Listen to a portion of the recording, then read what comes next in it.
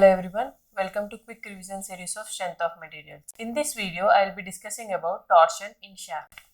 First, we will be seeing what are the assumptions in torsion theory. Next, what is torsion equation. In this, we will be seeing what is polar section modulus and what is polar section modulus in case of circular section and hollow circular section. And next, we will be seeing how to analyze torsion in case of series connection and parallel connection in shafts. Now, coming to the assumptions in torsion theory. The first assumption is material is isotropic, homogeneous and elastic. Same assumption as in case of bending theory. The second assumption is the cross section is symmetric throughout the section. That means we are taking a prismatic cross section. The third assumption is the section is circular in shape. This is important assumption. The torsion equation is valid only in case of circular section.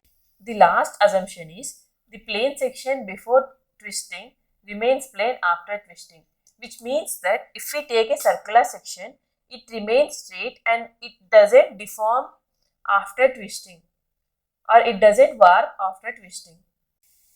Now, let's see the torsion equation. It is given by T by IP equals to G theta by L equals to tau by R. Now, let's see each and every term in detail. T is nothing but torsion applied. IP is nothing but polar moment of inertia. Now, let's see what is polar moment of inertia.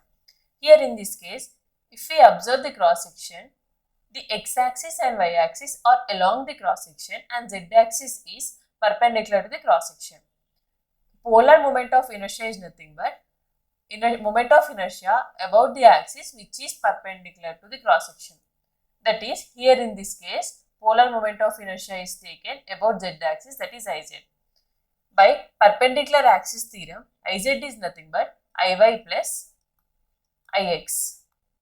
Here, Z is perpendicular to both y and x. Perpendicular axis theorem must be applied only in this case only. So, we know that in case of circular cross section, Iy and Ix are equals to pi d power 4 by 64. By substituting Ix and Iy in this equation, we will be getting Iz as pi d power 4 by 32. Similarly, for hollow circular section, we can write it this way. Hollow circular section is nothing but this portion is empty portion. Outer dia is d0 and inner dia is di. Then we can find the moment of inertia of this hollow circular section by subtracting moment of inertia of this total circle minus this inner circle. That is pi d0 power 4 by 32 minus pi di power 4 by 32. We will be getting this as moment of inertia of hollow circular section. Now, in case of circular tube, moment of inertia is given by 2 pi r cube t. Here, this is also a hollow circular case, but in this case, the thickness is very small. That is, r by t is greater than 10. Now, let's see what is theta. If we apply a torsion on the shaft, there will be a twist generating. That particular angle of twist is given by theta. Here, G is nothing but shear modulus. Now, let's see what is tau and what is R. Let's take a circular section. For suppose, we are finding the shear stress on the cross section which is at a distance of R from center. This particular shear stress is given by tau and the radius at which we are finding the shear stress is given by R. Now, let's see how do we take sign convention. Here, towards the cross section is taken as positive torque and away from the cross section is taken as negative torque. Now, let's see how do we find towards the cross section and away from the cross section. We find it using right hand thumb rule. Here, these fingers or the curling fingers indicate the direction of torque, and whereas the thumb finger indicates towards or away from the cross section. If we observe, in the second case, the torque is in this direction. That is, the fingers are curled this way. Then, the thumb direction indicates the direction of torque. Here, torque is denoted by two arrows. I hope you understood this. For suppose, if torque T is acting at a distance of A from support A and B from support B, then we can directly find reactions. Same like in case of when there is a P force acting and we'll be finding reactions. Same this way we can find torque also. That is, torque at this section is given by T into B by total length, and torque at this section is given by T into A by total length. Now let's see the shear stress variation in case of torsion. Here we have taken a prismatic beam with circular cross section with torsion acting in this direction, that is towards the cross section, that is a positive torque.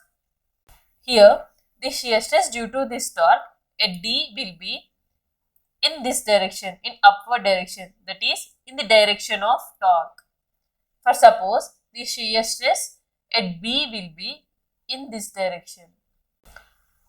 If we take this part of the beam, this is the actual shear stress due to torsion and this is the complementary shear stress. Here shear stress will be acting only on this plane, in this cross-sectional plane. For suppose, let us assume this is x-axis, this is y-axis and this is z-axis. That is, y-axis and z-axis are along the cross-section and x-axis is perpendicular to the cross-section. Now, shear stress xy is nothing but the shear stress acting on this cross-section in y direction. Here, tau xy is nothing but the shear stress are acting on a plane which is perpendicular to x-axis and in the direction of y. Similarly, shear stress xz is nothing but the stress is acting on a plane which is perpendicular to x-axis and in the direction of z. This way. We can see this here clearly. See, here torque is acting in this direction.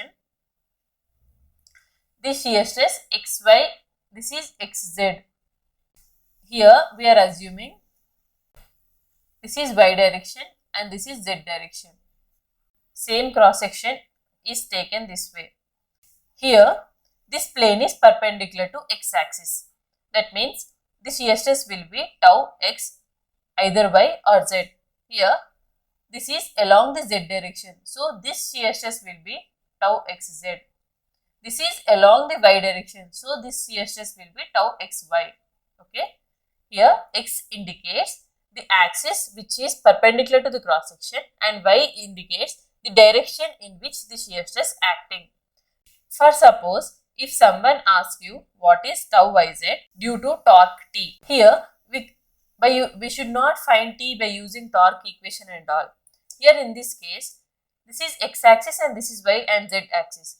There won't be any shear stress acting in yz plane. So directly we can write it is equal to 0. Don't use this formula and confuse. In GATE, once they ask this question, generally we confuse and use the torque equation and find. Now let's see how the variation of shear stress looks like. The shear stress variation will be a linear variation with 0 at the center and maximum at the outer surface. The shear stress at a particular distance r from the center is given by this value. We know that tau by r equals to T by IP. Writing the extreme condition, that is for the outer fiber, r will be r max and tau will be tau max. We will be getting this. By taking r towards this side, we will be getting this. Then tau max can be written as T by IP by R max. This IP by R max is nothing but polar section modulus ZP. Similar to section modulus in case of bending, IP is nothing but polar section modulus in case of torsion. For comparing strengths in torsion, we will be comparing its ZP. Similar to the case of section modulus in case of bending. We have seen what is section modulus in bending stress theory. You can refer to that video. Now let's see how do we calculate ZP in case of circular cross section.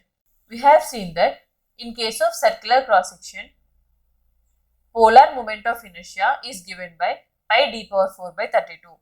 ZP is nothing but IP by R max, which is nothing but d by 2. We will be getting IP as pi d cube by 16. This is in case of circular cross section. Similarly, we will be seeing what is section modulus in case of hollow section now. Here we have taken a hollow section with D0 as outer dia and Di as inner dia. ZP is nothing but IP by R max. We have seen what is IP. Here R max is nothing but D0 by 2, that is outer dia by 2. Because maximum stress will be at the extreme fiber. So we have to take outer dia by 2.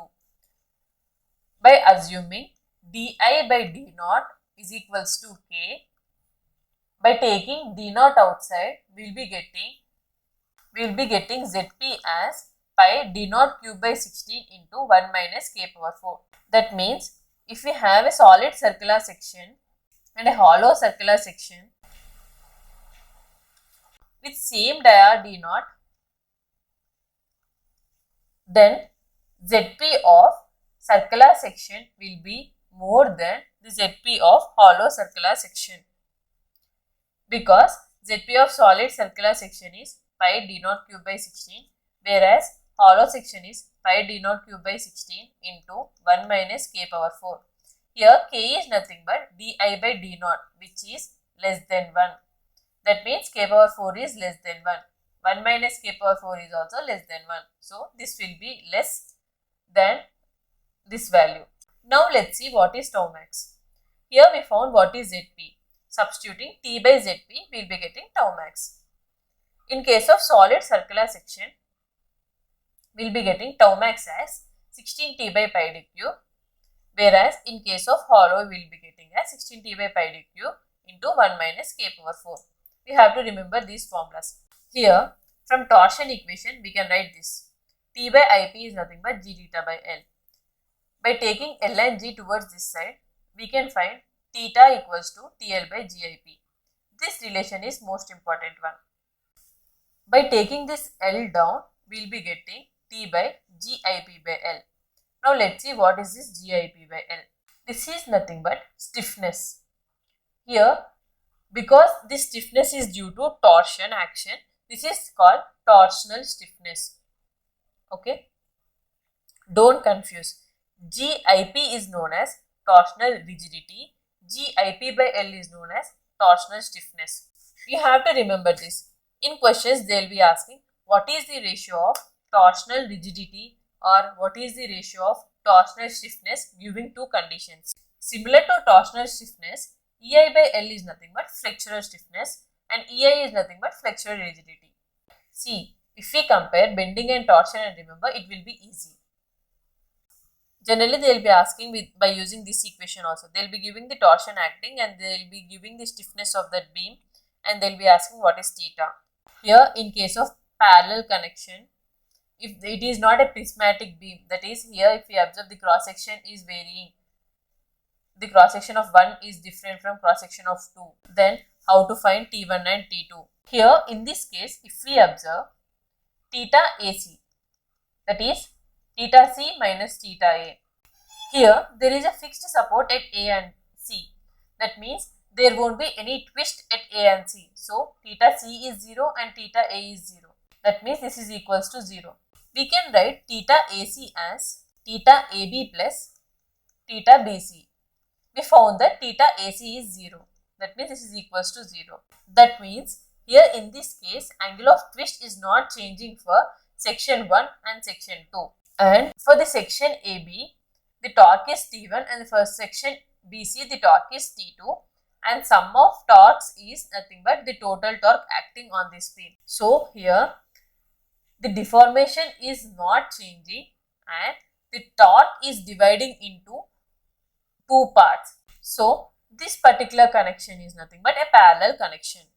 Now writing theta 1, that is we know that theta is TL by GIP. that is for section 1, that is T1 into L1 by GIP1 equals to, similarly writing T2. We will be getting what is ratio of T1 by T2 by substituting what is L1 GIP1. We know that T1 plus T2 equals to T. Substituting this in equation 1, we will be getting what is T1 and what is T2. Now let's see in case of series connection. If we take a particular section in AB or if we take a particular section in BC, the torque acting will be T only. The torque is constant throughout the section. Here, in this case, theta is varying. This connection is nothing but series connection. Now, we know that theta AC is nothing but theta AB plus theta BC. Theta AC can be written as theta C minus theta A.